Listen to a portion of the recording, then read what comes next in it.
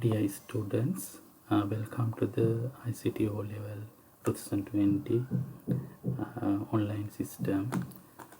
In here, we are going to study the second lesson of your textbook, that is System Development Life Cycle. Now, this is one of the very easy section and very easily you can get the marks.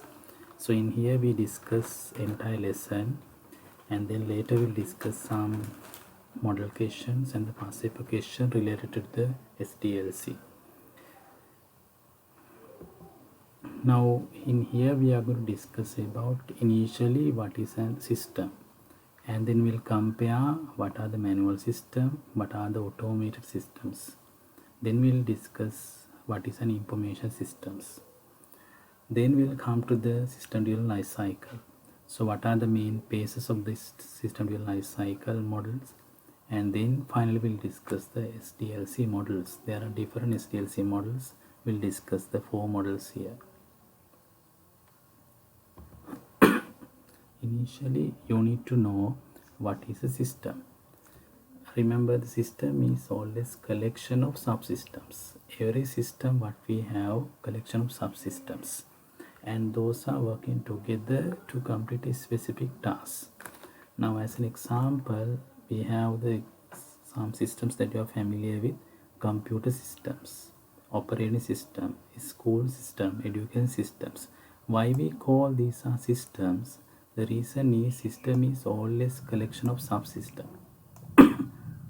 Every system we can find set of subsystems. Now when you take the computer system, we have subsystem like hard disk, RAM, ROM, and input output devices, CPU, like different subsystems are there. And operating systems, as we have learned the year 10, in operating system also we have different subsystems: memory management, file management, process management, CPU scheduling, input output management, like there are different subsystems. Then how you can define a system? System is a collection of subsystems which are working together to complete a specific task. And then remember, every system mainly there are 3 components. What are the main 3 components? Every system must have inputs, outputs, and process. So those are the main components in every system. That is, every system we have inputs, outputs, and process. So inputs mean the data, process means the information, the process means the steps that is used inside the system to convert the inputs into the desired outputs. So in here what you should remember, system is always a collection of subsystems which are working together to complete a specific task, and these are the example for systems. Now sometimes in the exam papers they may give some question and ask to identify the inputs, outputs, and process. Now as an example, if you are given ATM, if you are given example as ATM machine, now since I think you all are familiar with the ATM machine, now in the ATM machine, if you ask what are the inputs, now in the ATM machine the inputs will be the ATM card, PIN number, and the amount that you want to withdraw, language selection, like those are the inputs. What's the output you get from the ATM? You will get the cash, you may get the receipt, you may get the error messages, like those are the outputs. Then what are the process inside the ATM? So the first thing is, when you insert the card must be validated. Then after that, when you insert the PIN number must be validated. Then amount must be validated, and then we return whatever the amount you have requested. Like, you should be able to identify, whenever you are given a system, you should be able to identify what are the inputs, what are the process, and what are the outputs. So that kind of questions are there in the past papers. We'll discuss the past papers later. Then when you take the systems, earlier most of the systems are manual, not like now. Earlier everything was done by manually, but nowadays everything is computerized, or what we call the automated systems. So therefore we should be able to compare the manual systems and the computerized systems. Now in your school sometimes the library may be automated. That means the library books returning and borrowing are done by some computerized systems, or sometimes the library system may be manual. That is, when you are taking, when you are borrowing a book, when you are returning books, they just use a manual method, just write in a logbook. So if you go to the bank, you can see most of the current banks are computerized. Everything is done by the computers. Once you get the account number, they can get every information about the customer. But earlier the banks were operated with manually, everything done manually. When you're opening account, when you're doing the transaction, everything is done manually by hand. So then you should be able to compare those two. Now remember, these manual systems are very flexible. That means you can change whatever way you want, but it is very slow. And computer systems are not flexible. You may not be able to sometimes change whatever you want, but it is very fast. And manual systems are very low cost. But remember, software systems are very expensive. But even it's expensive, it is more accurate than the human systems. And manual system needs more space. If you are going to keep everything in the files, you get a large collection of files, then it needs more space. But now you can keep everything in very small space, which has very high security, easy to create the backups. What are the backups? Now in a system, if any disaster is occurred, we should be able to recover the data. It's in a bank, assume the flood is occurred, then your data will be lost. In that case, there must be way to recover your previous data. So that is what you call the backups. Automatically you can save this data in another location. If any problems are occurred, you can easily recover those data from the backups. Those things can be done very easily in the computerized systems. And here no power requirements. Power is not needed because people are doing the work manually. But here we need to have the power. Computers are always operating the powers. And this has more error and this has very less errors. And again, in the computerized systems, we can have the 24-hour services. And the other thing is, in the computerized systems, remember, modern systems, you can access to the data from anywhere at any location. Doesn't matter your time, doesn't matter your location. You may be opening account in the Colombo branch in one bank. You can do the transaction from another country. Doesn't matter the time and the location. So that is another advantage of the computerized systems. This kind of comparison you must know, because some exams they have asked to compare those two systems. Then information systems. What is an information system? Remember, information system is a system. It's also a system. Now you know what is a system. Why we are called as an information system? Because we are going to retrieve the information.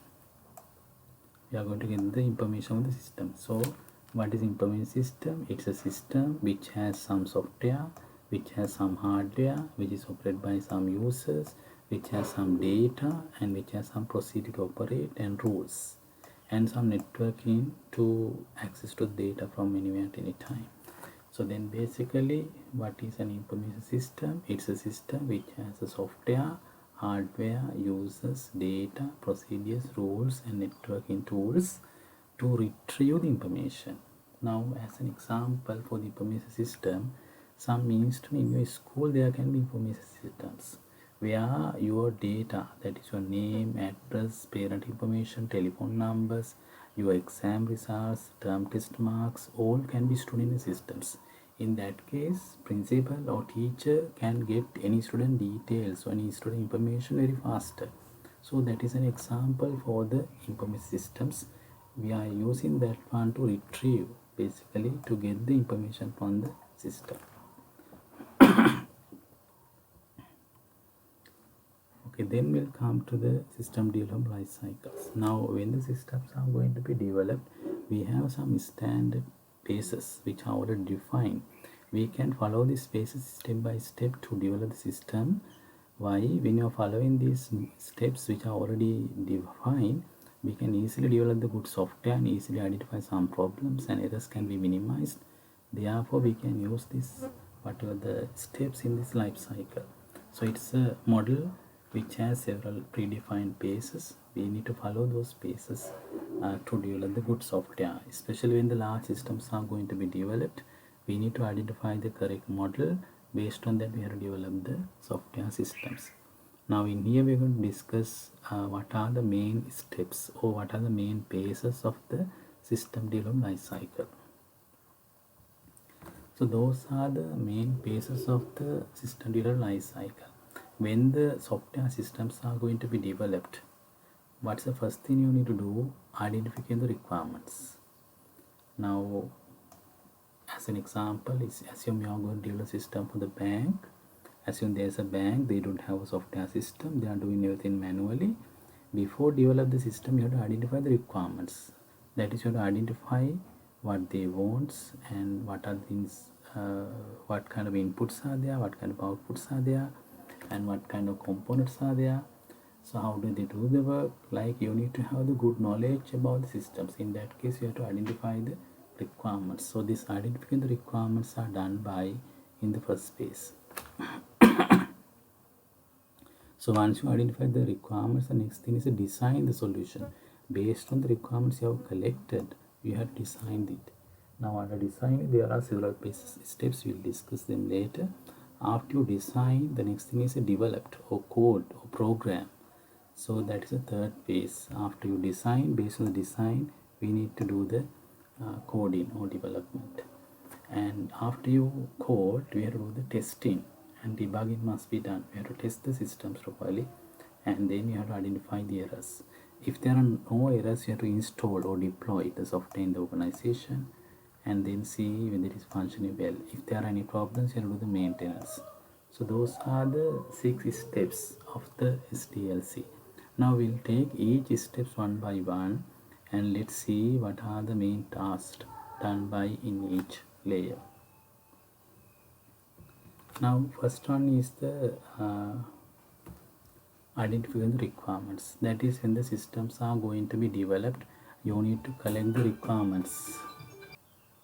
So when you're collecting the requirements, the first thing you need to do is we need to go to that place and collect some details. Now these are the requirements collection techniques. So one is you can go there and you can interview the people and you can ask some questions, you can get some detail. Assume you are going to develop the system for the bank, you can visit to the bank. Let's say they do the work manually currently. You can interview the several people in the different levels and ask the questions, what kind of things they want, what kind of things problems they have. You can interview and get the information.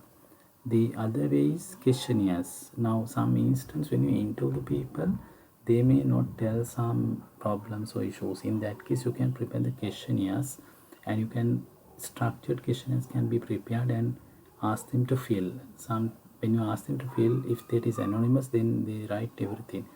So then you can collect the details of the system by preparing the questionnaires. In addition to that, you need to always go there and see how they are doing the work, what is the process, what are the rules they are following. Like, you can observe the organization to get some information about the system that you're going to develop. In addition to that, you can analyze the documents. Now if it is a bank, you can study what kind of forms, what kind of things they need to open account, when you do the transaction, what kind of forms are filling. Like, those information you can collect it. In addition to that, we need to identify the if some instance we are unable to identify the requirements. Sometimes customer is coming and telling the systems which is not available, but the customer is unable to explain what he wants.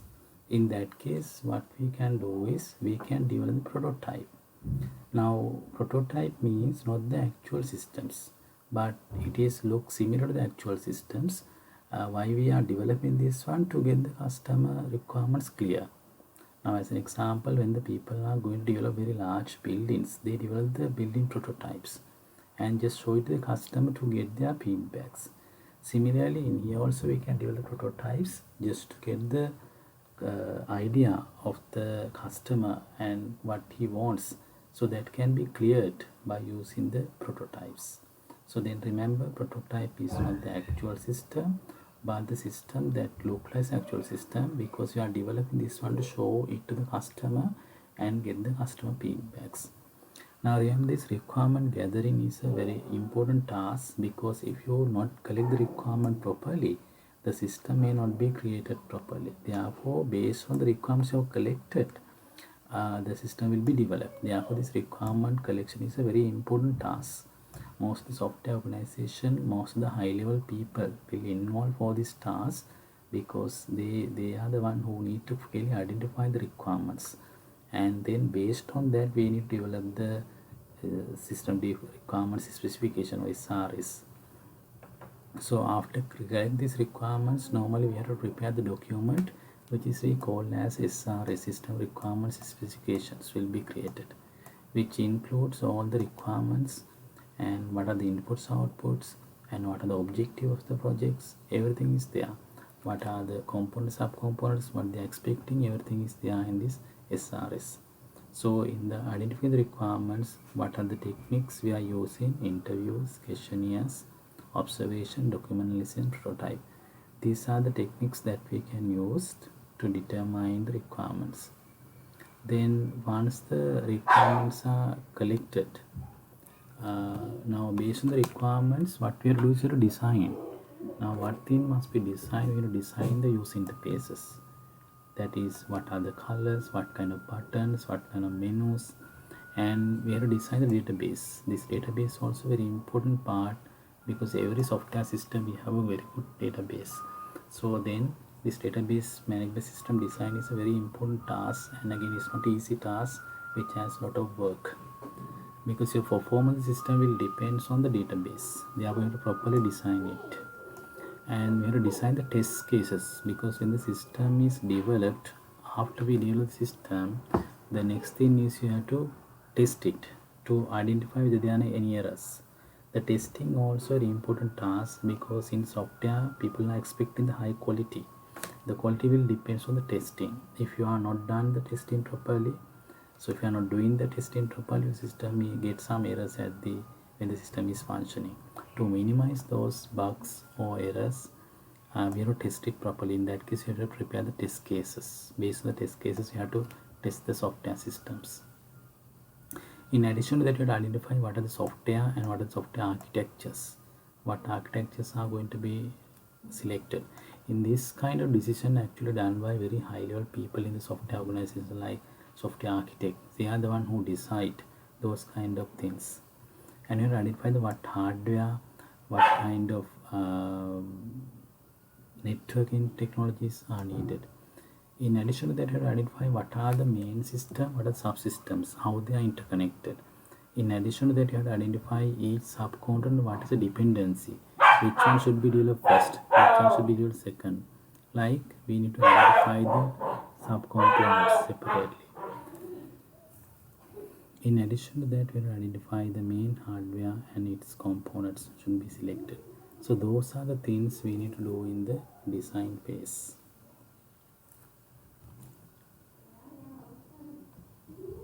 Then once you design, the next thing is the development or coding. So for that we have to select a program language. Based on the system that you're going to develop, you have to select the program language, and you have to do the programming like this and develop the software systems. And once you develop the software system, the next thing is the developed software system must be tested, because testing is one of the very important tasks in terms of the quality of the software system. So initially you have to do a unit testing. Unit testing means when you take a system, you can see system has subsystems, and each subsystem there are small units. So you can take that units, small unit, and test it. So that is what you do first. Take a small unit and test it. And each component there are different units like this. What we need to do is you have to take all the units separately and test. So that is what you call unit testing. Each unit must be tested separately. Once you identify these units are working, then you can integrate all of them together. Integrate all of them together and test it, which is we call the integration testing. After you test the units, all the unit tested must be integrated together. Then after you integrate together and test it, which is we call as integration testing. Then after you test the integration component, then you test the entire system must be tested. You can just do the inputs and check whether the desired outputs are coming. That is called the system testing. Now once the entire system is tested, finally you have to do the testing with the customer or client. You can ask customer or user, ask him to come and test the systems. That is what we call the acceptance testing. So this is the order we need to complete the testing, that is unit testing, integration testing, system testing and acceptance testings. So in this order we need to test the entire system. Now once you identify there are no any problems, so basically debugging means finding the errors. Then once you identify there are no errors in the software system, then what you need to do, then the next thing is you need to deploy it, or what we call the install.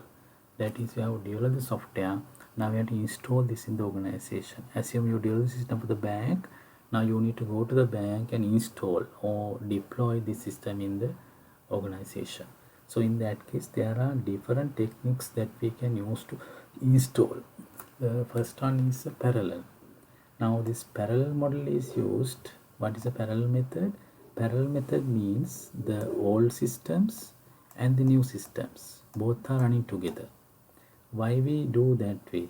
The reason is, if the new system is not guaranteed working 100% correctly, in that case you can go for this model, because sometimes we don't know, there can be some problem in new systems. In that case both old and the new one is running in parallel, but after some time you identify the new one is working properly, then you can stop the old one. So this is we called as a parallel development. So this is very important, very high critical systems where there can't be failure. In that kind of situation, which it is better to go for parallel. The direct one means if you are sure about the new systems, what you can do is you can stop the old one, you can immediately start the new one. So if a system if there's a failure, if there is no big harm or damage, in that case you can go for the direct. In that case old one should be stopped, new one should be started. In the parallel one, remember cost is very high because you are running the both together. But in this one we run only the new one, old one will be, or manual system will be stopped. But this method is used if you can sure about the system 100% correctly. If you can guarantee the new system is working 100% correctly, then you can go for the direct deployment. Now this is the another two ways of implementing the software in an organization. You need to have clear understanding about the difference between the pilot and the base. Now what is a pilot installation? Pilot installation means, now assume there is an organization which has different departments, department 1, department 2, department 3, like there are different departments. The pilot means if this is the software systems, what we can do is we can install the software system in a part of the organization, let's say in this department. So install the entire components, entire software is installed in a part of the organization. Then once you identify this one is working correctly, then you can go to the others. This is we call the pilot installations. Then what's the base installation? Base installation means, now assume we have organization, we have different departments in the organization, we have the software. This is the software that we have developed. In base installation we take only the one base, let's say this one, we take only this part, and this part will be installed in everywhere. All the components, all the departments in the organization will be installed. So it is called the base installation. Once this one is done, the others will be loaded, others will be installed in the next phase. That is why which is we call as a base installation.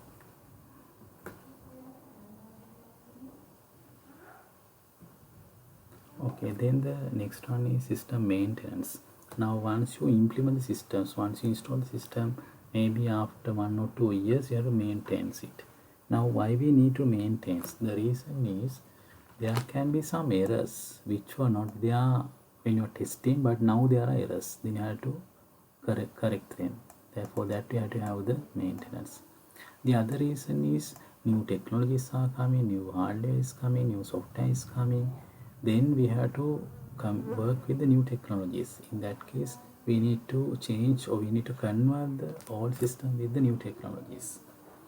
And the other one is new requirements. The customer will come and say, I need to have some other additional components. In that case, you should be able to add those additional components to the software systems. So those are the main phases of the system development life cycle. Here we discuss about the SDLC models. Now we have finished the phases of the SDLC. Now here we are going to discuss different models. Basically we have 4 models in the SDLC. Now these models can be used based on the system types. Different systems can have different models. So different models have different advantages. Now initially we discussed the waterfall model, then we discussed the iterative incremental model and prototype model and the spiral models. These are the models that we want to discuss here. Now we'll see the waterfall model. Why we call this is waterfall? Here the requirements are initially collected, and once the requirements are collected, then you go to the next design phase. And once the design is done, then you go to the development. And once the development is done, you go to testing. So you can see it is look like a waterfall. So that is why we call this as a waterfall model. Now every phase must be completed before we go to the next phase. Now once all the requirements are collected, once it is finished, then you go to the design phase. Once the design is finished, we start the coding. Once the entire coding is done, we go to the testing. So every phase must be completed before we go to the next phase. So this is very simple and very easy. Normally most of the projects, in general projects, this model can be applied. But here the problem is once the requirements are collected, we start designing. After you do the designing, you can't change the requirements. That means requirements must be fixed. That means requirements cannot be changed. So if the requirements are changing, this is not the good model. So in that case, this model is very useful if the requirements are rigid or the requirements are static. If the requirements are not changing, this model is much better. And again, the final output you can see only after several months. So in that kind of situation, this model is better. So for in general software development, we can use this one because all the pieces are very standardized. But for any systems where the requirements are changing time to time, if the system outputs you want to see immediately, this model is not good. For that kind of model, we can go for this iterative incremental models. Here what happened, in each cycle we'll start with the available requirements. What are the available requirements? We start the development and then check whether any other new requirements are coming. If there are new requirements, you have to change it again, and you have to go different cycles. In each cycle, new requirements can be added to the systems. So in this one, requirements can be changed. If the system requirements are changing, this one is better. And again, the person can see the output immediately. For that one, this one is better. Another thing is, once the developers learn some advantages in the each cycle, that advantages can be added to the next level, so next cycle. So that possibility also there. So this model is very good if the requirements are changing and if the person wants to see the outputs very quickly. Then there's another model called as a prototype model. Normally this model is used if the requirements are not clear. Let's say there's a person, he just come and say, I want to have this kind of software, but he's unable to explain what he wants. So in that case, you can quickly design based on the requirements given. You can quickly design and build a prototype. Prototype means not the actual system, but it looks like actual systems. Like when the people are going to build the building, you just immediately develop the building using the cardboards, but it's the actual building. Similarly, you quickly developed it and just evaluate with the customer. If the customer say it's okay, then you can go to the development. If not, you have to change it again, you have to design it again, you have to show it to the customer again. So this is what we call prototype models. This will be used if the requirements are not clear. Then spiral model, which is also similar to the iterative incremental model, which also goes in different cycles. But here the advantage is here we have more time given for the risk analysis. That is, if there is a project where there is a risk of the failure, in that kind of project this one is better. Like if it is AI based system where we don't have any knowledge, there is a risk. For that kind of project this one is better, which is what we call the spiral model. So these are the different models which can be used to develop the software. So at the end, what we have learned here, we have learned the introduction system. I have explained what is a system. System is a collection of subsystems which are working together to develop the specific task is called as system. And there are some system manuals, there are some system automated or computerized. And we have just compare and identify what are the advantages and disadvantages in each model. The information system we have discussed. Information system is a system which is used to retrieve the informations, and SDLC is the system life cycle which has a standard basis. So we need to follow these bases to develop very good software. Once you follow these bases, you can identify some problems and you can easily build the good software. What are the main bases here? Identification of the requirements, designing the solution, coding the solution, testing and debugging, deployment of the system, maintenance of the systems. For the identification of the requirements, we have discussed different techniques: observation and document reading, interview, questionnaires, and the prototype. Those are the things we are doing in the identification of the requirement phase. In designing, we have to design the user interfaces, we have to design the databases, we have to design the test cases, we have to design the network, we have to identify the software and the software architecture, we have to identify the main component, sub-component, how they are interconnected, and what are the dependencies, what are the hardware, and what are the testing methods. Like those must be identified here. Then once you done the designing, for the selected designing you have to select the program language, and by selecting a program language you have to start the development, that is called the coding. And after your code you have the testing. The first test is unit test. You have to test a very small unit. After do the integration testing, that means unit test that you have done, we speak integrated together and test. Then you have to do the entire system testing. Finally you have to do the acceptance testing. So those are the testings that you need to do. And then after the testing you have to do the implementation or installations. There are different installation: parallel, that means both run together, that means on manual and the old new one together. Direct means manual one is stopped, new one is started. The other one is a pilot means we install the entire software in part of the organization. If that part is working well, we go to the other parts. That's for the pilot. Then the pace means from the entire software, part of software is installed to the entire organization, other parts will be installed in the other paces. Then finally maintenance. Maintenance are done because of three reasons. That is, if there are new errors in the systems, if there is new requirements from the customer, if the new technologies are available, we have to do the maintenance. Those are the three reasons we need to do the maintenance. So those are the main phases of the SDLC, and these are the models that we can use to develop different type of systems, and different model has different advantages and the disadvantages. You should familiar with those. So this is what you should learn in SDLC. So this is not a difficult lesson actually. I have covered everything there, and then we'll discuss some modification, the classifications later. Then the next lesson is that I will publish some modifications based on the SDLC, and some classifications will be discussed. Last year also we have one whole question from the SDLC, that is very easy question. I will discuss that. Then after that I will upload the video with HTML lesson. This also not difficult, very interesting and very useful lesson. And then I will revise the algorithm and flow chart and the Pascal programming also revise, and then upload the video. You can just always go to this website and go to the downloads. From there you can download on the O-level section. All the O-level material will be uploaded.